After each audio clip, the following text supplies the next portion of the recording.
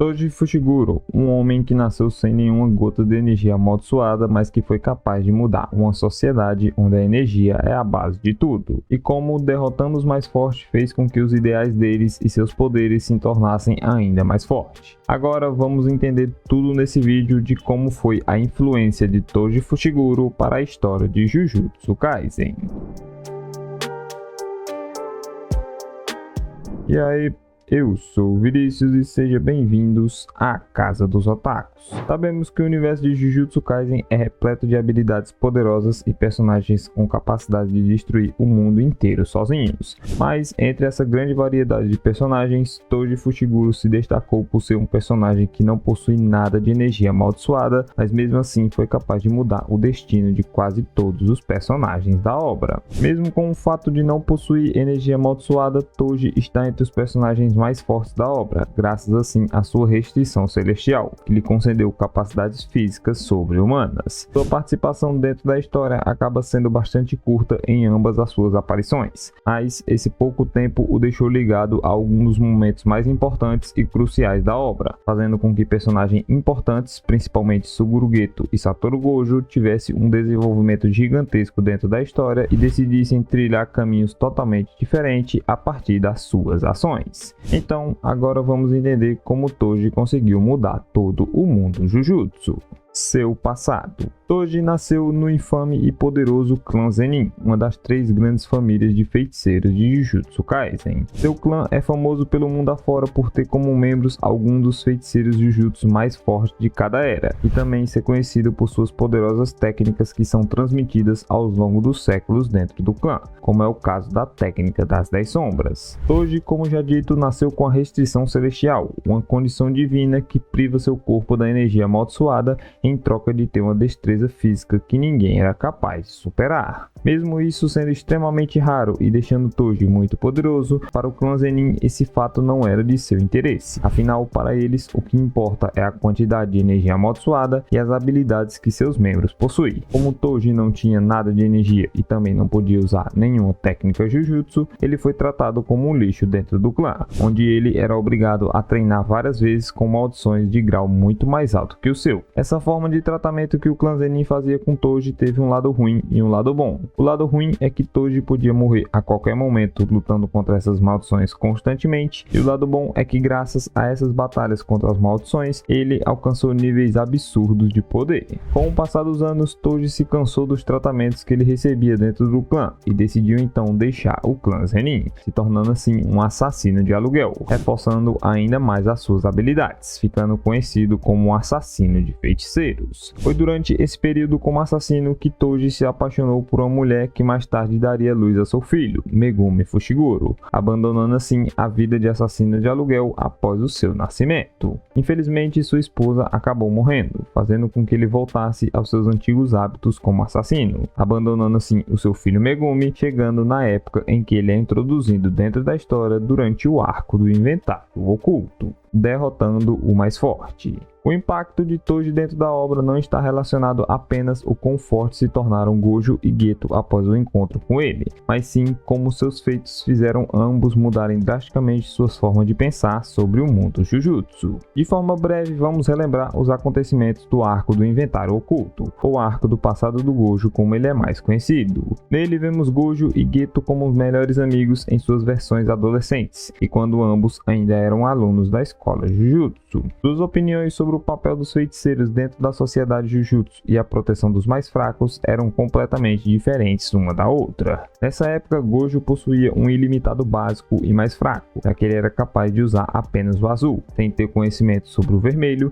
e também sobre o roxo, além também de não ser ainda capaz de utilizar a técnica amaldiçoada reversa. Mesmo com apenas 1/3 dos seus poderes, Gojo já era considerado o mais forte ao lado de Geto, e sua opinião sobre a sociedade Jujutsu e a proteção dos mais fracos era que ele não se importava com nenhum dos dois. Por outro lado, temos Geto, que acreditava que os feiticeiros Jujutsu existiam para proteger os não feiticeiros contra as maldições, já que eles não possuíam nenhuma habilidade Jujutsu para que assim eles pudessem se autodefender. Essa visão defendida por Geto foi uma das pautas principais abordadas durante grande parte desse arco, tudo isso graças a Riku Amanai, a hospedeira do plasma estelar que seria entregue ao Mestre Tang após passar alguns dias sendo escoltada por Geto e Gojo. Esse tempo em que todos ficaram juntos, foi possível ver que ambos os feiticeiros acabaram ficando apegados a Amanai e também a sua companheira Kuroi, onde vemos Gojo finalmente começando a simpatizar com o fato de que alguém que é muito mais fraco que ele também possuía o seu valor para o mundo. Mas, como aquele velho ditado diz, tudo que é bom dura pouco, pois é durante o final do arco na batalha contra Toji que tudo isso começa a desmoronar. Apesar de estarem classificados como os mais fortes, Gojo, que já era superior a Geto, foi completamente dominado e humilhado por Toji, chegando quase a ser morto, graças assim à sua grande inteligência e todo o arsenal de ferramentas amaldiçoadas que ele possuía. E Geto, que seguiu em direção a Tengen para concluir assim a missão,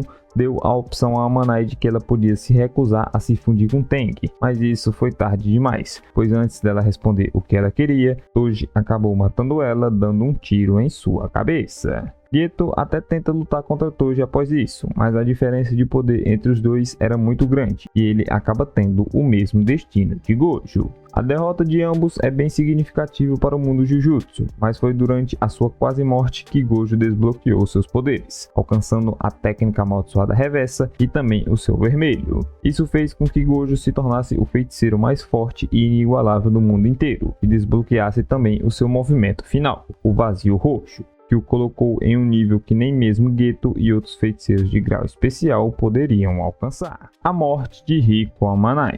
A morte de Amanai acabou desencadeando um efeito dominó para Gojo e Geto. Gojo passou de um personagem que no início odiava e que não se importava nem um pouco com os não feiticeiros, para um personagem que acreditava que, apesar da falta de força deles, valia a pena proteger os fracos. E ser um feiticeiro significa que é seu dever inerente proteger aqueles que precisam. Apesar de triste, esse momento foi a virada de chave para Gojo, pois fez com que ele percebesse a importância que era de ter pessoas ao seu lado, onde podemos ver com clareza isso nos momentos atuais da história, com todos os seus amigos e alunos ao seu redor, onde ele os protege com todas as suas forças. Gojo sabia que alguém extremamente poderoso e único como ele não poderia ficar isolado, e era necessário construir assim uma base de aliados que o ajudariam o mundo assim como ele fez. Agora, falando do outro lado, temos Suguru Geto, que teve um efeito contrário ao de Gojo com a morte de Amanai. Assim como falado por Toji durante sua luta contra Geto, ele era apenas um maluco sem energia amaldiçoada que Geto havia perdido, mesmo com suas enormes quantidades de maldições e também de poder. Isso fez com que Geto questionasse as limitações do seu poder naquele momento, e agregando isso ao salto de poder imenso que Gojo havia ganhado após sua luta contra Toji, fez com que ele se isolasse cada vez mais do seu melhor amigo.